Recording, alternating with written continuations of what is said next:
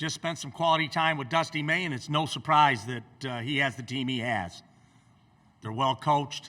They reflect their head coach, and we're excited for our opportunity to play them, and I'm expecting a really, really good game. Coach, we're going to take some questions. We're going to start right in the center of the room. Let's get a microphone over to John Fanta. Brian, John Fanta with Fox Sports.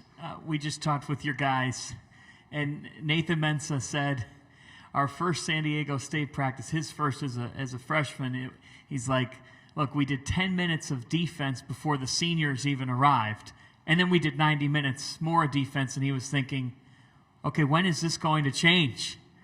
How would you reflect on how you kind of introduce your players to everything that this program is about and what that process entails to get them bought in? It starts when you recruit them. It can't start when they show up on campus. When we recruit them, we tell them, we defend at a high level here. If you don't want to play defense, we're not the place for you. But if you do defend, we'll let you play with great freedom offensively. And that's kind of what we are. So when they get there and they're not having success, even though they're scoring, it's like, hey, we told you we're defense first. And you have to defend in order to earn an opportunity to play offense. And so it's a culture. It's something we've always preached, and I think we're pretty good at it. Continuing with questions for Coach Dutcher. If you have a question, please raise your hand. We can go all the way to the back of the room. This is the back right microphone for Aaron. Coach Dutch, Aaron Torres, Fox Sports. You know, I remember meeting with you your first year on the job, 2018 or so, and even then you were talking about let's get old, let's stay old. And I just, like, when did that become the San Diego State thing? And then obviously you guys have been able to take it to an extreme with the, with the COVID waiver. But has it been a convincing process to get all these guys to use this extra year? Do they want to be there? Because, like I said, it just feels like it's been your mantra for this program really from the beginning. Yeah, I mean, our culture is set by our 4-year guys and 5-year guys that come in as freshmen. And so we have guys that invest a lot, and they spend their 4 and 5 years in our program. But then we also take transfers. And so in the early transfer years, when they had to sit a year, that would automatically make you older because now they've sat a full year and they're getting to their 5th year. And so now that the culture's changed a little bit with the portal and instant eligibility, we've found a way to maintain our age and our experience level. And that's not to say if you're a really good freshman, you can't play for us. I mean, Nathan Mensah is a 4-year starter. Matt Mitchell, we had him, 4-year starter. So we get 4-year starters, but to be a freshman and play at our place, you have to be very good. Coach, we're going to move to the right side of the room. Chris? Hey, Coach. Chris Budden with ESPN. I'm wondering for 2020, when you guys built this incredible team and had a great run and then the tournament's canceled, how did you process that? You've been at this university for so long, you get them to this point, and maybe reassuring yourself it's going to happen again down the line. How did you process that mentally? From the day we stepped on campus, Coach Fisher and I, all those years ago, we believed this was a possibility. And we sold it recruiting. We didn't just say it wasn't empty words just to get a kid to come. We believed if we did what we were supposed to do, we could make a Final Four, we could win a national championship.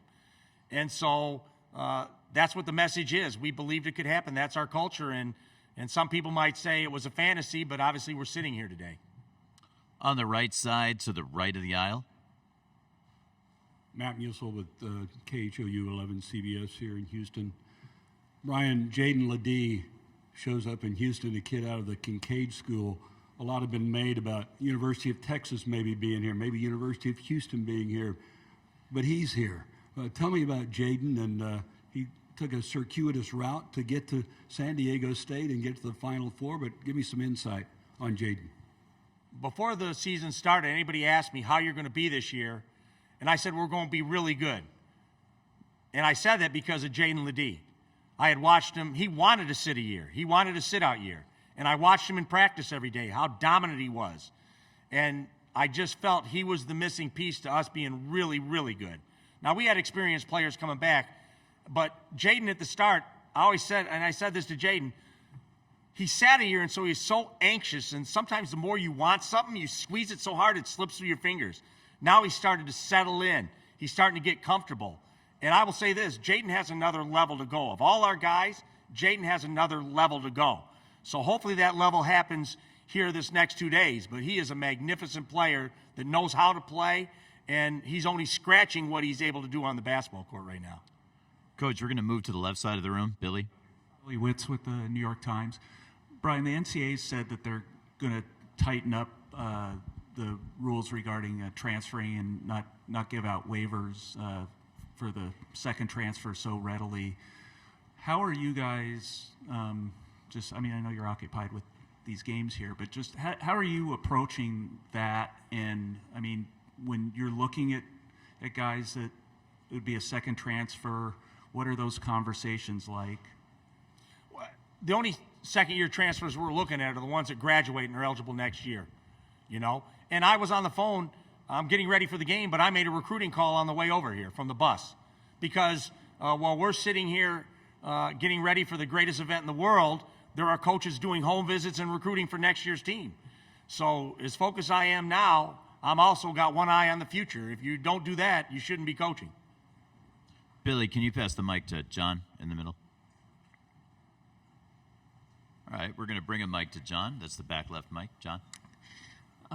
Brian, over the last 6 years, this program has gone 107 wins to just 22 losses. Like you've been so consistently strong, and you've talked about why that is. Can you reflect on what the process is to all of us, and maybe to the national people that cover the sport of what it means when you're winning a lot of games, but now you're winning a lot of games and you're doing it in college basketball's biggest stage and you're standing in a Final Four? Yeah, I mean, we've had good teams, but it's hard to win in March. We all know that. I mean, if we were to say all the best teams with the best season should be here, they're not here right now. The teams that are playing the best are here. And so even though we lost a first-round game to Houston with Calvin Sampson, my first NCAA tournament game, we had a good team, one-possession game. We lost last year to Creighton in overtime. We had a good team, but it's hard to win in March.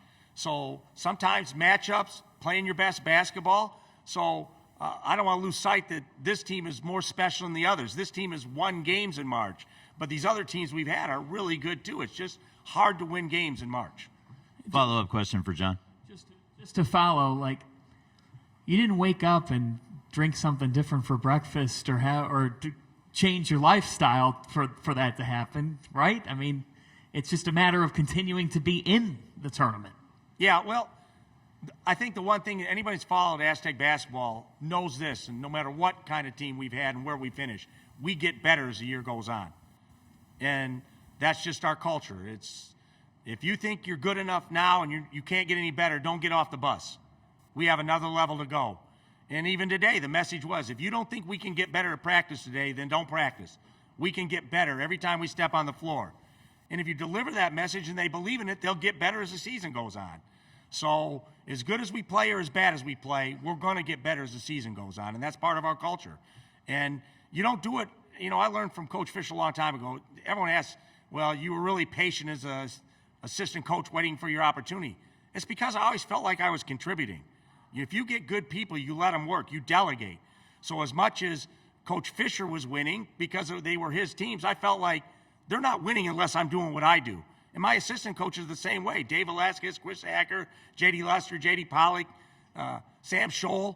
They all feel like they're contributing to the success. They all feel like I'm the reason we're winning. I want them to feel that way.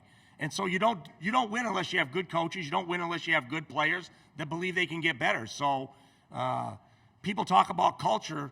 They're in their third year into a head coach at a program. Culture is 24 years in one place. And that's where I've been. That's culture. Coach, we're going to move up front to the left. Adam? Coach Adam Zagoria, New York Times. You talked about getting old, staying old. I think this is the fourth Final Four with no McDonald's All-Americans. I don't think there's really any one-and-dones here, I guess, unless Donovan Clingan from UConn goes. What does that say about the state of college basketball, and have we moved past a point when one-and-dones and McDonald's All-Americans can kind of shine on this stage, or is it just a kind of year-to-year thing, you think? I think the McDonald's All-Americans are usually only in college 1 year anyway. So you're only talking about X number of guys every year because most of them are gone after 1 year.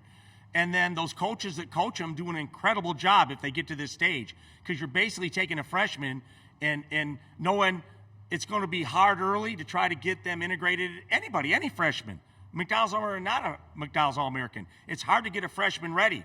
And so those that get those freshmen ready for this stage by the end of the year do an incredible job coaching. I think if you were to ask them, they'd all like to have 4- and 5-year guys in their program. But the reality is if you can get great talent, you take it. But then it's hard to win with them because it takes a while for them to make the adjustment to the college game. It's just the fact of what we're doing.